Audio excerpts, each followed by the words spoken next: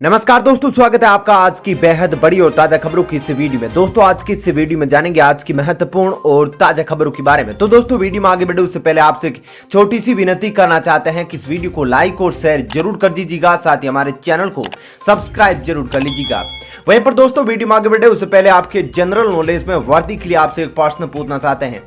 आज आपको कमेंट करके बताना है कि देश के पहले राष्ट्रपति कौन थे। जी हां, कमेंट करके उनका नाम जरूर बताइएगा।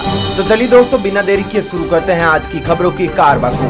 पहली खबर, अब सिर्फ एक कॉल कीजिए और आधार कार्ड से जुड़ी समस्या का होगा समाधान।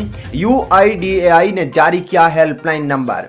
जी हां दोस्तों, आधार कार्ड में अपनी जानकारी को अपडेट कराने के लिए लोग कई बार परेशान रहते हैं, लेकिन अब आपको बिल्कुल भी परेशान होने की जरूरत नहीं है।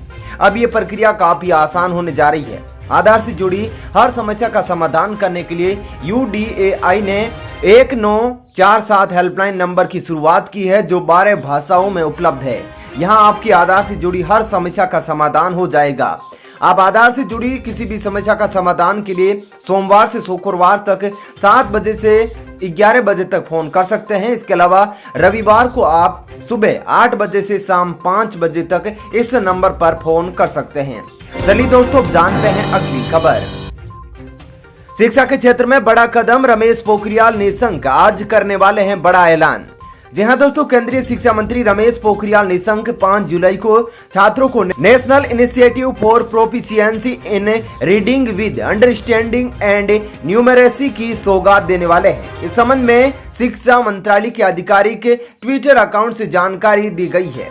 शिक्षा मंत्री सोमवार को निपुण भारत कार्यक्रम को संबोधित करते हुए वर्चुअल मोड में निपुण भारत को लॉन्च करेंगे। शिक्षा मंत्री की ओर से दी गई जानकारी के अनुसार इसमें एक शॉर्ट वीडियो, राष्ट्रगान और निपुण भारत से संबंधित दिशा निर्देश जारी किए जाएंगे। इस कार्यक्रम का उद्देश्य आधारभूत शिक्षा और संख्यात्मक ज्ञान के लिए एक सर्वसुलभ वातावरण उपलब्ध कराना होगा। इसके जरिए कोशिश होगी कि प्रत्येक बच्चा वर्ष 2026-27 में कक्षा 3 के अंत तक रीडिंग, राइटिंग और संख्यात्मक कंटेंट सीखने के लिए जरूरी प्रतिस्पर्धा हासिल कर सके। चलिए दोस्तों अब जानते हैं अगली खबर। इंसानों के लिए खुशखबरी, इस सदी के अंत तक बढ़ जाएगी औसत उम्र, जानिए इतना जिएगा इंसान। जी हां दोस्तों, कोरोना और तमाम तरह की बीमारियों से जिंदगी को हो रही खतरे के बीच एक अच्छी खबर है। रिसर्चर्स ने दावा किया है कि इस सदी के अंत तक इंसान की औसत उम्र अच्छी खासी बढ़ोतरी हो सकती है। यूनिवर्सिटी ऑफ वाशिंगटन की ओर से की गई इस स्टडी में कहा गया है कि इंसान औसतन 125 से 130 साल का जीवन जीने लगेगा। हालिया स्टडी 100 वर्ष के पार का जीवन जी रहे लोगों पर की गई है। इस रिसर्च में वे कुछ खास लोग शामिल थे जिन्होंने 100 साल उम्र पार कर ली है। चलिए दोस्तों जानते हैं अगली खबर। पेट्रोल डीजल के दाम में फिर इजाफा, जानिए इतनी हुई वृद्धि।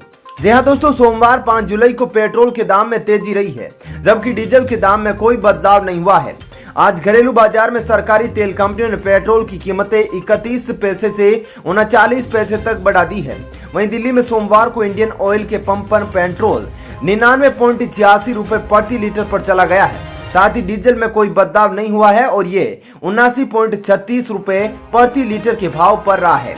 इसके अलावा मुंबई की बात करें तो यहाँ पर पेट्रोल 105 रुपए और 92 पैसे पर पहुंच गया, जबकि डीजल की कीमत 96 रुपए और 91 पैसे प्रति लीटर है। चलिए दोस्तों जानते हैं अगली खबर।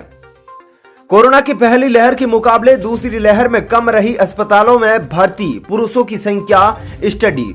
जी हां दोस्तों, देश में कोरोना वायरस महामारी की दूसरी लहर के दौरान इलाज के लिए अस्पताल में भर्ती पुरुषों का अनुपात पहली लहर की संख्या में थोड़ा कम था।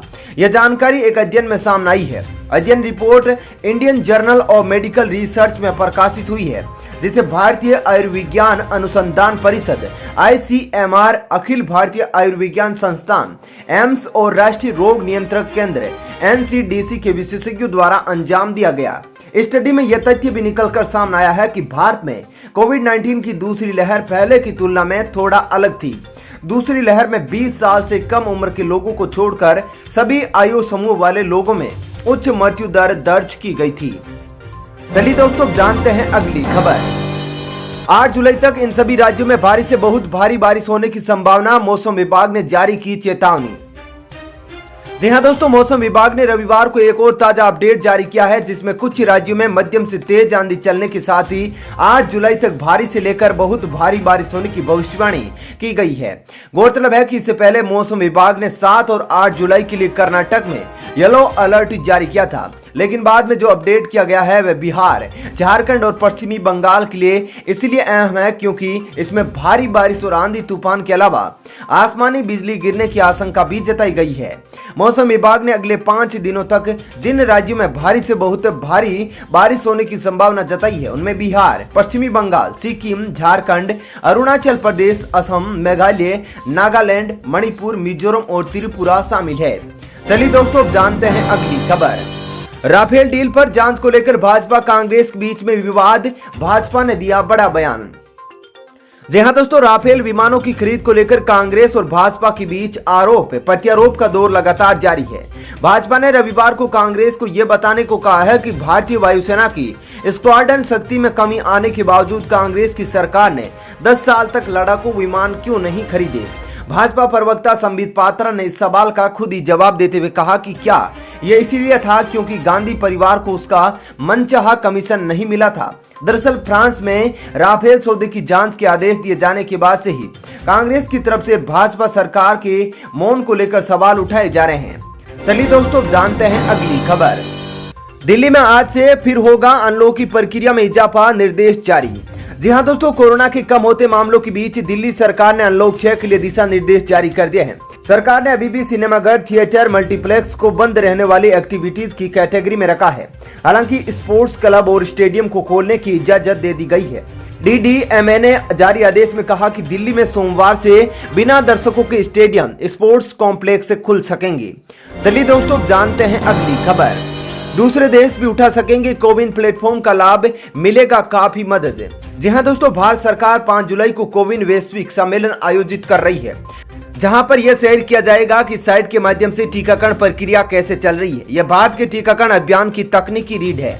दुनिया भर के हेल्थ और टेक्नोलॉजी विशेषज्ञ सम्मेलन में भाग लेंगे क्योंकि भारत अन्य देशों के साथ ओपन सोर्स सॉफ्टवेयर मुफ्त में साझा करने के लिए तैयार है। Canada, Mexico, Panama, Peru, Azerbaijan, Ukraine, Nigeria, Uganda, Vietnam, Iraq, Dominican गणराज्य, यूएई समेत कुल 50 देशों ने कोविन प्लेटफॉर्म के बारे में जानने में अपनी रुचि व्यक्त की है।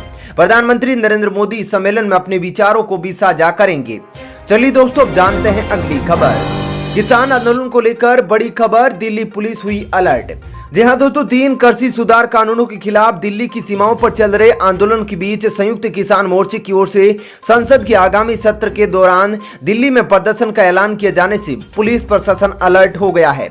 इसको लेकर दिल्ली के बॉर्डरों पर अब सुरक्षा पहरा और कड़ा कर दिया जा रहा है। किसान आंदोलन में इस महीने में कई गतिविधियां होनी है। इसको लेकर पुलिस प्रशासन द्वारा कानून व्यवस्था बनाए रखने के लिए कमर कसी जा रही है। चलिए दोस्तों, जानते हैं अगली खबर। टीकाकरण में तेजी के लिए केंद्र सरकार का बड़ा कदम। जी हां दोस्तों, देश में कोरोना वायरस के खिलाफ टीकाकरण अभियान चल रहा है। इस साल के अंत तक सभी लोगों का टीकाकरण करने का लक्ष्य रखा गया है। इसके लिए भारी मात्रा में वैक्सीन की जरूरत है। इसे पूरा करने के लिए सरकार युद्ध स्तर पर वैक्सीन का उत्पादन बढ़ाने में जुटी हुई है। इसी कड़ी में वैक्सीन की गुणवत्ता की जांच और उसे बाजार में जारी करने की मंजूरी के लिए 2 और सेंट्रल ड्रग लेबोरेटरी यानी केंद्रीय औषधि प्रयोगशालाओं की स्थापना की गई है। चलिए दोस्तों, जानते हैं अगली खबर। Drugs controller general of India ने बायोटेक्नोलॉजी कंपनी पैनेसिया बायोटेक को भारत में रूस की कोरोना वैक्सीन स्पुतनिक वी को तैयार करने की मंजूरी दे दी है। कंपनी ने रविवार को इस बारे में बताते हुए कहा कि भारत में इस वैक्सीन को तैयार करने वाली हम पहली फर्म है। चलिए दोस्तों, जानते हैं अगली खबर। विदेश मंत्री एस जयशंकर इस सप्ताह के अंत में अपने रूसी समकक्ष सर्गेई लावरोव के साथ द्विपक्षीय वार्ता के लिए रूस की यात्रा करने वाले हैं। यह वापसी यात्रा होगी। लावरोव इस साल अप्रैल में भारत आए थे। बता दूं कि भारत और रूस इस साल के अंत में अपनी वार्षिक शिखर सम्मेलन आयोजित करने वाले हैं। हालांकि इसके व्यक्तिगत शिखर सम्मेलन होने की संभावना नहीं है। चलिए दोस्तों, जानते हैं अगली खबर।